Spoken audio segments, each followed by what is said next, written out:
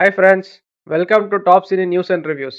Michael ಇದು recent ಆಗಿ English film ಇಂಡಸ್ಟ್ರಿಯಿಂದ ಬಂದಿರುವಂತ ಒಂದು ಸಿನಿಮಾ ಸ್ಟಾರಿಂಗ್ ಜಾಫರ್ ಜಾಕ್ಸನ್. ಕತೆ ವಿಷಯಕ್ಕೆ ಬರೋದಾದ್ರೆ ಇದು king of pop music Michael Jackson ರ ರಿಯಲ್ ಲೈಫ್ ಇನ್ಸಿಡೆಂಟ್ಸ್ ನ ಬೇಸ್ ಮಾಡಿ ಮಾಡ್ಕೊಂಡಿರುವಂತಹ ಒಂದು ಕತೆ. ಮೈಕಲ್ ಜಾಕ್ಸನ್ ರವರ ತಂದೆ ಜೋಸೆಫ್ ಜಾಕ್ಸನ್ ಅವ್ರಿಗೆ ಒಟ್ಟು 5 ಜನ ಮಕ್ಕಳಿರ್ತಾರೆ. ಅದರಲ್ಲಿ ಕೊನೆಯವರೇನೆ ಮೈಕಲ್ ಜಾಕ್ಸನ್. ಇನ್ನು ಕತೆ ಶುರು ಆಗೋದು 1960s ಅಲ್ಲಿ. 1960s ಮತ್ತು 70s ಇಂದಾನೆ ವೆಸ್ಟರ್ನ್ ಕಂಟ್ರೀಸ್ ಅಲ್ಲಿ ಪಾಪ್ ಮ್ಯೂಸಿಕ್ ಅನ್ನೋದು ತುಂಬಾ ದೊಡ್ಡ ಸೆಲೆಬ್ರೇಷನ್ ಆಗಿರುತ್ತೆ. ಆ ಒಂದು ಫೀಲ್ಡ್ ಅಲ್ಲಿ ತುಂಬಾ ಜನ ಸೆಲೆಬ್ರಿಟೀಸ್ ಕೂಡ ಹುಟ್ಕೊಂಡಿರ್ತಾರೆ. ಮೈಕಲ್ ಜಾಕ್ಸನ್ ಅವ್ರ ತಂದೆ ಜೋಸೆಫ್ ಜಾಕ್ಸನ್ ಸ್ಟೀಲ್ ಮಿಲ್ ಅಲ್ಲಿ ಒಂದು ಎಂಪ್ಲಾಯಿ ಆಗಿ ನಾರ್ಮಲ್ ಲೈಫ್ ಲೀಡ್ ಮಾಡ್ತಾ ಇರ್ತಾರೆ. ಜೋಸೆಫ್ ಜಾಕ್ಸನ್ ಗೆ ಪಾಪ್ ಮ್ಯೂಸಿಕ್ ಅಲ್ಲಿ ತುಂಬಾ ಇಂಟ್ರೆಸ್ಟ್ ಇರುತ್ತೆ. ಮತ್ತೆ ಅವ್ರ ಮಕ್ಕಳನ್ನ ಆ ಒಂದು ಫೀಲ್ಡ್ ಅಲ್ಲಿ ದೊಡ್ಡ ಅಚೀವರ್ಸ್ ಆಗಿ ಮಾಡ್ಬೇಕು ಅಂತ ಆಗ್ಲೂ ರಾತ್ರಿ ಕಷ್ಟ ಪಡ್ತಾ ಇರ್ತಾರೆ. ಅದಕ್ಕಾಗಿ ಅವರ ಮಕ್ಕಳನ್ನ ತುಂಬಾ ಸ್ಟ್ರಿಕ್ಟ್ ಆಗಿ ಬೆಳೆಸ್ತಾ ಇರ್ತಾರೆ. ಅವ್ರ 5 ಜನ ಮಕ್ಕಳಲ್ಲಿ ಅವ್ರಿಗೆ ಅವರ ಕೊನೆಯ ಮಗ ಮೈಕಲ್ ಮೇಲೆ ಜಾಸ್ತಿ ಲವ್ ಇರುತ್ತೆ.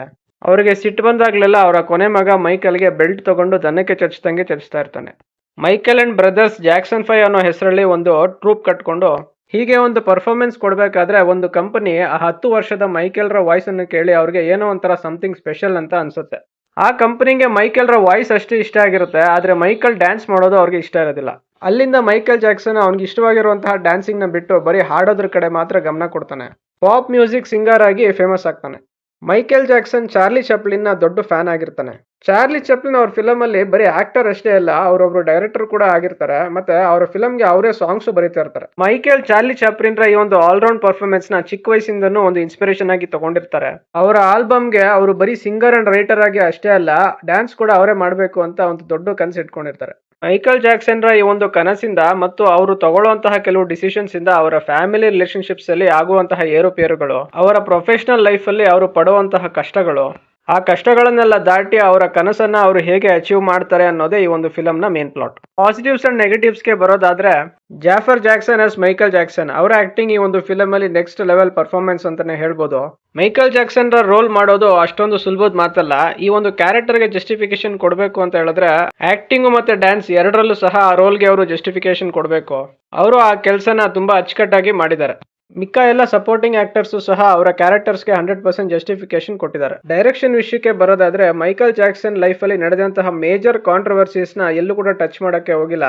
ಬದಲಾಗಿ ಅವರ ಜೀವನದ ಸರ್ಫೇಸ್ ಲೇಯರ್ ಅಲ್ಲಿ ನಡೆದಂತಹ ಕೆಲವು ಇನ್ಸಿಡೆಂಟ್ಸ್ ನ ಮಾತ್ರ ಫೋಕಸ್ ಮಾಡಿಕೊಂಡು ಈ ಒಂದು ಕಥೆನ ಮಾಡ್ಕೊಂಡಿದ್ದಾರೆ. ಎಕ್ಸಿಕ್ಯೂಷನ್ ಗೆ ಬರೋದಾದ್ರೆ, first half of the film screenplay slow ಆಗಿ ತಗೊಂಡೋಗಿದ್ದಾರೆ. ಬಯೋಪಿಕ್ ಆಗಿರೋದ್ರಿಂದ ಮೈಕಲ್ ಜಾಕ್ಸನ್ ರ ಚೈಲ್ಡ್ಹುಡ್ ಸ್ಟೋರಿಯಿಂದ ಹಿಡಿದು ಪಾಪ್ ಮ್ಯೂಸಿಕ್ ವರ್ಲ್ಡ್ ನ ಫೇಮಸ್ ಸಿಂಗರ್ ಆಗುವವರೆಗಿನ life journey, personal and professional life ನ ಡೀಟೇಲ್ ಆಗಿ ತೋರಿಸಿದ್ದಾರೆ. ನೆರೇಷನ್ ಸ್ಲೋ ಆದ್ರೂ ಸಹ ನನಗೆ ಎಲ್ಲೂ ಕೂಡ ಬೋರ್ ಅಂತ ಅನಿಸ್ಲಿಲ್ಲ, ಎಂಗೇಜಿಂಗ್ ಆಗಿ ತಗೊಂಡೋಗಿದ್ದಾರೆ. 10 ವರ್ಷ ವಯಸ್ಸಿನ ಮೈಕಲ್ ಜಾಕ್ಸನ್ ನ ಕ್ಯಾರೆಕ್ಟರ್, ಆ ಕ್ಯಾಸ್ಟಿಂಗ್ ಮತ್ತೆ ಪುಟ್ಟ ಹುಡುಗನ ಆಕ್ಟಿಂಗ್ ನನಗೆ ತುಂಬಾ ನ್ಯಾಚುರಲ್ ಆಗಿ ಬಂದಿದೆ ಅಂತ ಅನಿಸ್ತು.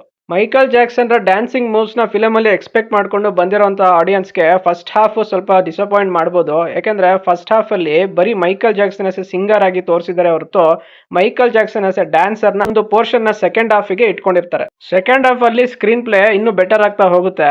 ಅಲ್ಲಿವರೆಗೂ ನಾನು ವೇಟ್ ಮಾಡ್ತಿದ್ದಂತಹ Michael Jackson as a dancer ಆ ಪೋರ್ಷನ್ಸ್ ನ ಕವರ್ ಮಾಡ್ತಾ ಹೋಗ್ತಾರೆ. ಆಸ್ ಎಕ್ಸ್ಪೆಕ್ಟೆಡ್ ಸೆಕೆಂಡ್ ಹಾಫ್ ಅಲ್ಲಿ ಬರುವಂತಹ ಮ್ಯೂಸಿಕ್ ಪ್ಲಸ್ ಡ್ಯಾನ್ಸ್ ಎರಡೂ major highlights of this film. Film starting ಇಂದ ಎಂಡಿಂಗ್ ತನಕ ಸ್ಟೋರಿ ಟೆಲ್ಲಿಂಗ್ ತುಂಬಾ ನ್ಯಾಚುರಲ್ ಆಗಿ ಬಂದಿದೆ.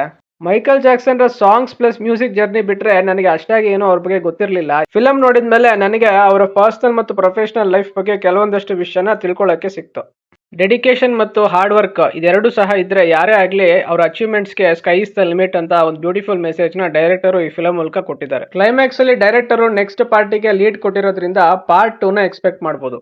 ಓವರ್ ಆಲ್ ಆಗಿ ನನಗೆ ಒಂದು ಫಿಲಮ್ ಸ್ಯಾಟಿಸ್ಫ್ಯಾಕ್ಷನ್ ಕೊಡ್ತು. ನನ್ನ ಕಡೆಯಿಂದ ಈ ಫಿಲಮ್ಗೆ ನಾನು ಕೊಡ್ತಾ ಇರುವಂತ ರೇಟಿಂಗ್ 4.25 ಔಟ್ ಆಫ್ 5. ಇನ್ನು ನೀವೇನಾದ್ರೂ ಬಯೋಪಿಕ್ ಬೇಸ್ಡ್ ಡ್ರಾಮಾನ ಇಷ್ಟಪಡೋರಾದ್ರೆ, ಎಸ್ಪೆಷಲಿ ಮೈಕಲ್ ಜಾಕ್ಸನ್ ಫ್ಯಾನ್ಸ್ ಆದ್ರೆ ಈ ಫಿಲಮ್ ನಿಮ್ಗೆ ಮಸ್ಟ್ ವಾಚ್. ಇದಿಷ್ಟು ಫಿಲಮ್ ನೋಡಿ ನನಗೆ ಅನ್ಸಿದ್ದು. ಯಾರೆಲ್ಲ ಈ ಫಿಲಮ್ ನೋಡಿದಿರಾ, ನಿಮ್ಮ ಅನಿಸಿಕೆ ಮತ್ತು ಅಭಿಪ್ರಾಯಗಳನ್ನ ಕಾಮೆಂಟ್ ಸೆಕ್ಷನ್ ನಲ್ಲಿ ಹಾಕಿ. ಈ ರಿವ್ಯೂ ನಿಮ್ಗೆ ಇಷ್ಟ ಆಗಿದ್ರೆ ಲೈಕ್, ಶೇರ್ ಅಂಡ್ ಸಬ್ಸ್ಕ್ರೈಬ್ ಮಾಡಿ. ಸಿಗೋಣ ನೆಕ್ಸ್ಟ್ ವಿಡಿಯೋದಲ್ಲಿ. Thank you.